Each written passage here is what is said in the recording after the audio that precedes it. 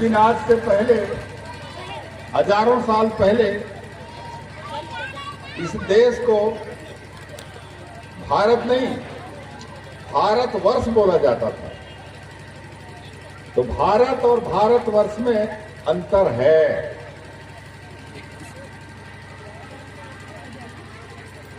हम लोग सामान्यतः अपने आप को या भारत देश को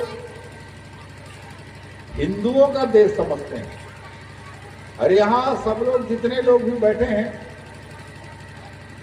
सब लोग अपने आप को हिंदू भी समझते हैं। सरकार के कोई योजना का लाभ लेना है या सरकार के कोई कागजात है, उसमें अगर कोई चीज भरना है तो पूछा जाता है कि तुम्हारा जाति क्या है, धर्म क्या है। तो जाति तो सब अपने अलग अलग नाम, अपने अलग अलग जाति, अपने अलग अलग गोत्र, गांव लिखते हैं, लेकिन धर्म में लगभग सब लोग हिंदू लिखते हैं। लेकिन हमारा देश या राष्ट्र हिंदू राष्ट्र नहीं है। इस दुनिया के अंदर नेपाल देश को हिंदू राष्ट्र माना जाता था, लेकिन नेपाल में भी जो विधर्मी लोग हैं, एक कुचक्र चला के बहुत बड़ा वहां पर आंदोलन हुआ, पूरा देश आक्रोशित हो गया और वहां के राजा को राजगद्दी छोड़ के भागना पड़ा। और आज वहां के संसद में, वहां के संविधान में परिवर्तन करके हिंदू राष्ट्र अलग करके लोकतंत्र वाला राष्ट्र हो गया। मतलब पूरी दुनिया में आज कहा जाए तो हिंदू राष्ट्र नहीं है। जबकि देखा जाए तो लोकतंत्र के हिसाब से भारत देश दुनिया का सबसे बड़ा लोकतंत्र देश है। जनसंख्या की दृष्टि से भी देखें तो चीन के बाद दूसरे नंबर का लगभग 140 करोड़ आबादी का हमारा देश है।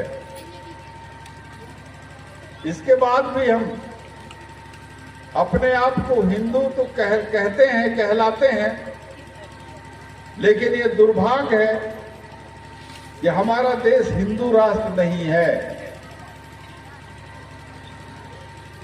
मैं अभी बात कर रहा था, यह देश भारतवर्ष है, भारत है, लेकिन भारतवर्ष से भारत कैसे बना?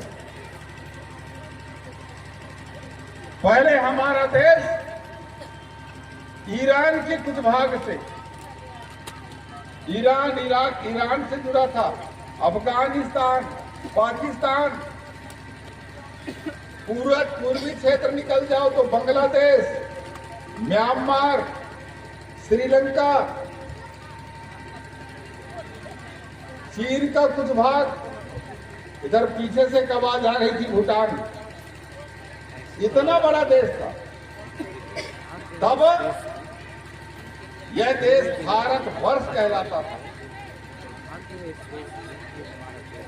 और यहाँ जो राजा इस देश में जो राज करते रहे हैं, वो राजा नहीं, चक्रवर्ती सम्राट कहलाते थे।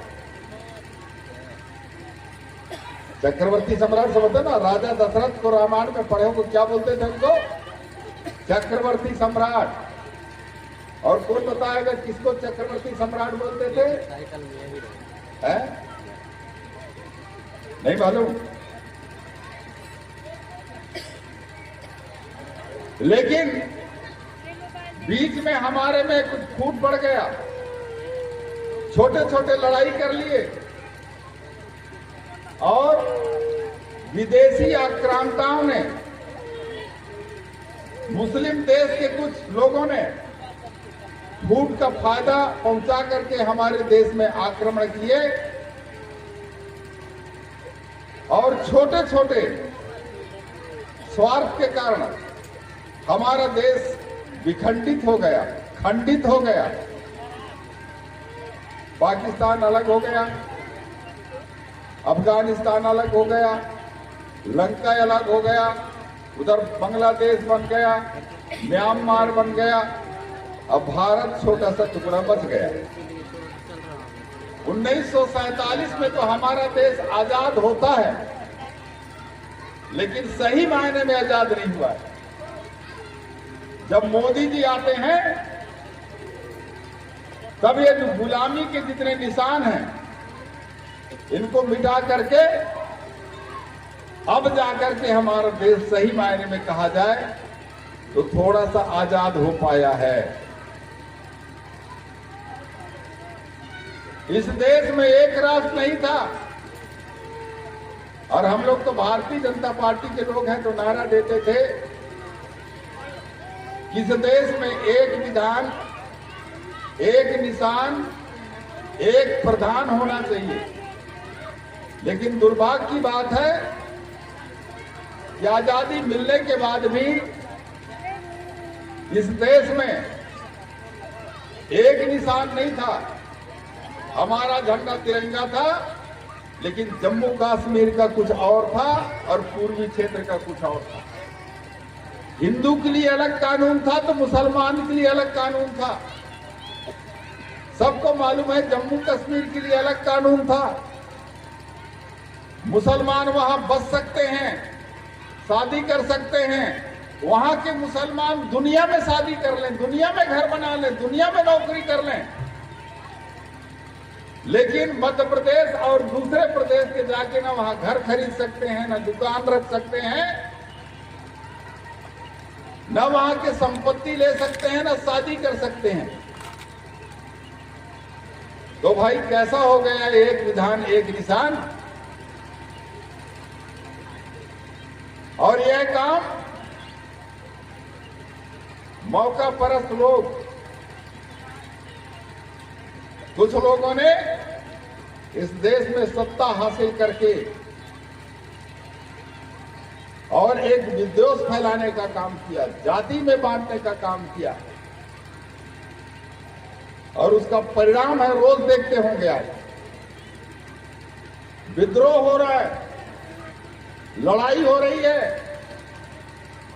हिंदुओं की अगर कहीं दुर्गा जी निकलता है, गणेश जी निकलता है तो पत्थर मारते हैं। जहां मुसलमान आबादी है, हम लोग हिंदुस्तान बोलते हैं, हिंदू बोलते हैं, राम के भक्त बोलते हैं, लेकिन हमारे देश में अगर हमारा ये भगवा ध्वजा लेके अगर किसी मोहल्ला से निकलते हैं तो वहां आग देने की घटना होती है, पत्थर बरसाए जाते हैं, मुंडी काट दिया जाता है। इसको तो छोड़ो, इस देश का राजधानी दिल्ली है, वहां एक जवाहरलाल नेहरू विश्वविद्यालय है,